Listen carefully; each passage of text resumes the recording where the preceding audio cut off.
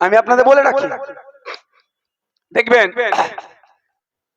তৃণমূলের বেশ কিছু, সবাই নয় কিন্তু যেই নেতাগুলো হাই লেভেলে করে কামিয়ে খায়, যেই নেতাগুলো চায় এই মুসলমানরা অশিক্ষিত থাকুক, মুসলমানরা মারামারি করুক, মুসলমানরা হানাহানি করুক, মুসলমানরা কাটাকাটি করুক, মুসলমানরা এই করে করে ধ্বংস হয়ে যাক, সেই নেতারা কিন্তু আমাকে খুব গালাগালি দেয়, সমালোচনা করে। দেখবেন কারণ আমার পুরো ক্লিয়ার কাট কথা, ক্লিয়ার কাট কথা। আর কত মারামারি করবে? দলিত মুসলমান আদিবাসী মিলে আর কত মারামারি করবে? এই মারামারি বন্ধ করতে হবে, কথা বলে বলেই আমার উপরে রাগ।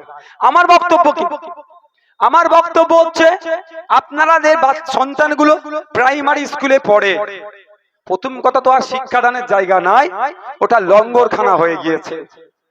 দ্বিতীয় কথা, আমি দেখেছিলাম পৃথিবীর যত উন্নত মানের দেশ আছে সেই দেশের প্রাইমারি লেভেল থেকে, অর্থাৎ যে ক্লাস 1-এ পড়ছে সেই থেকেই কম্পিউটার এডুকেশন দেওয়া হয়।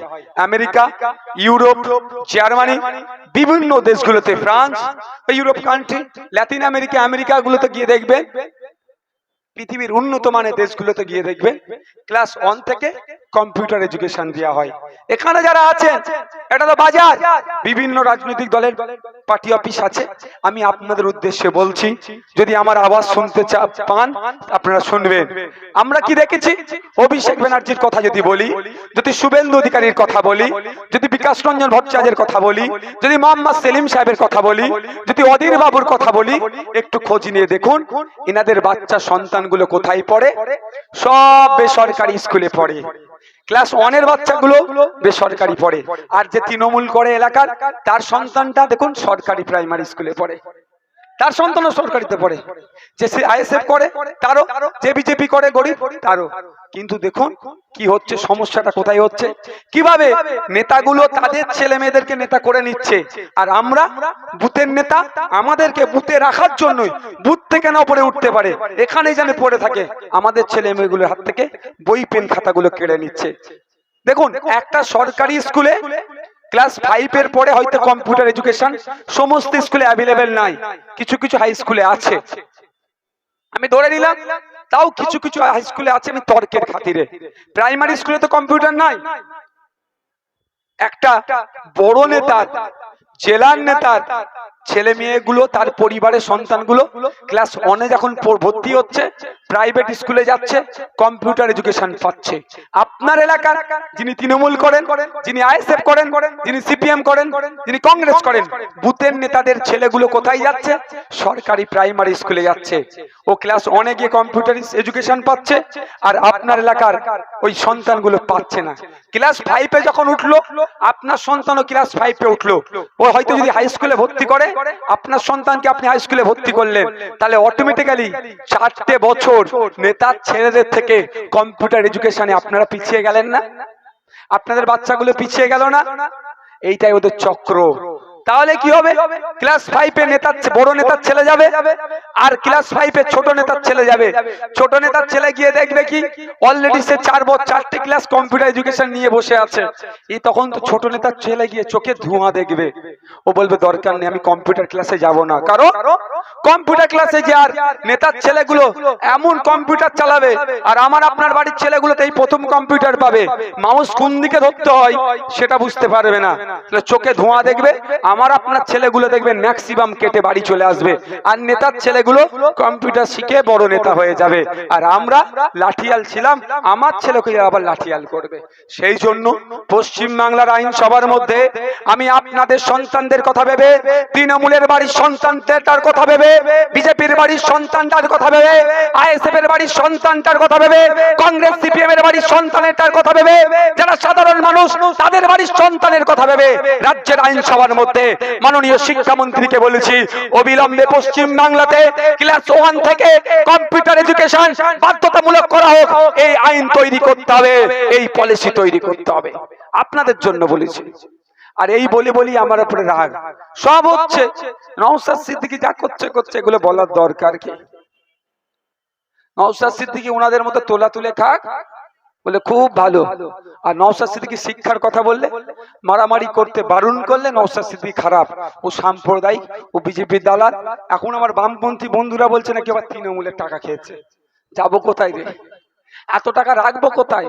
আমি তো বলেছি বামপন্থী বন্ধুদের, তৃণমূলকে, বিজেপি সবাইকে বলেছি সুইস ব্যাংকে কিভাবে অ্যাকাউন্ট করতে একটু বলুন, আমি সেখানে হয়তো টাকাগুলো রাখি। তাহলে ব্যাপারটা হচ্ছে পেরে উঠতে পারছে না। যে কথাগুলো বলছি সে কথাগুলোর জবাব, উত্তর না তৃণমূল, না বিজেপি, না বামপন্থী বন্ধুরা আমাদেরকে দিতে পারছে না। সেই জন্য তারা কেউ বলছে বিজেপির দালাল, কেউ বলছে তৃণমূলের দালাল, কেউ বলছে টাকা নিয়েছিস, কেউ বলছে মুসলমানদের দল, কেউ বলছে এই বলে দেখে মৌলবাদী দেখে দেওয়ার চেষ্টা করছে। কিন্তু আমরা মানুষের হয়ে কথা বলতে এসেছি। মানুষ আজকে ক্ষতিগ্রস্ত।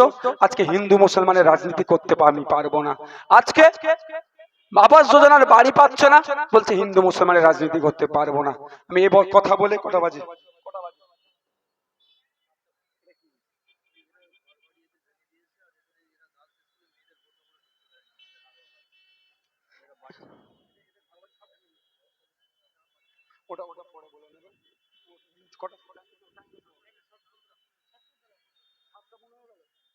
আর 2-4 মিনিট বক্তব্য দেবো, ঠিক আছে?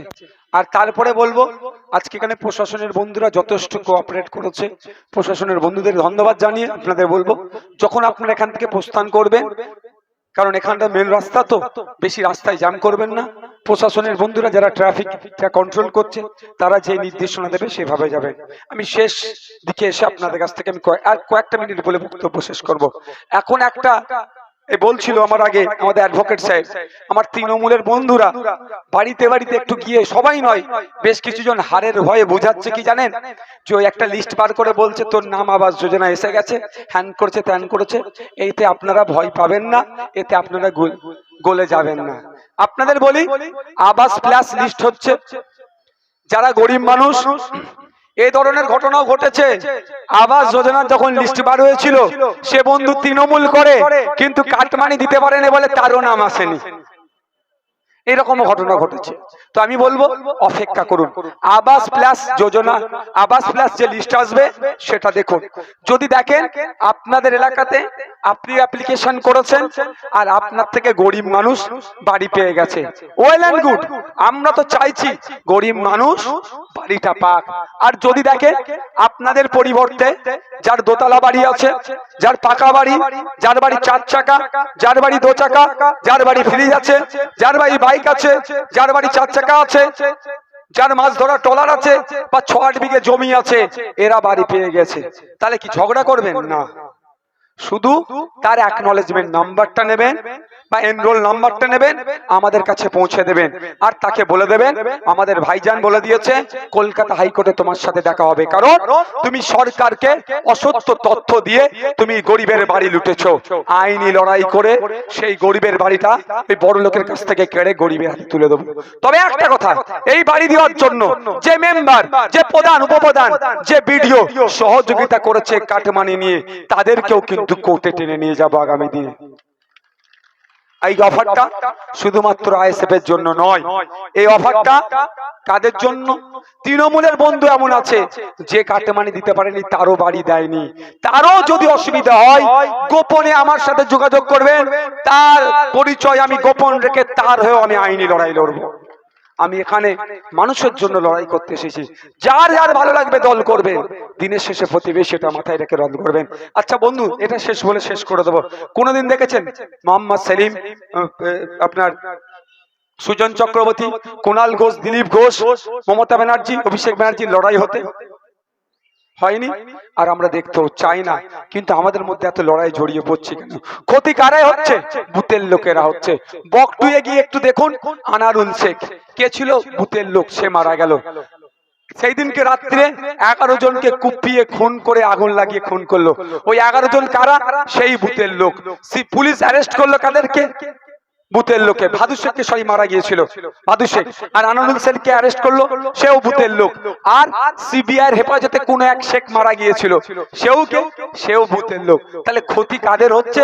বুথের লোকের। আর বড় নেতারা তারা এসি রুমে বসে গল্প করছে। তাই অনুরোধ আপনাদের কাছে, অনুরোধ আপনাদের কাছে যে এটাকে একটু ভাববেন, কার সাথে মারামারিকে জড়িয়ে পড়ছেন, সে কে আপনার আত্মীয়তা সম্পর্ক, দীর্ঘদিন একসাথে উঠা বসা করছেন, এই শুভেন্দু অধিকারীদের, এই মমতা ব্যানার্জিদের বিভাজনে পা দিয়ে মারামারি হানাহানিতে জড়িয়ে পড়বেন না, অনুরোধ করছি। সকলে ভালো থাকবেন, সুস্থ থাকবেন।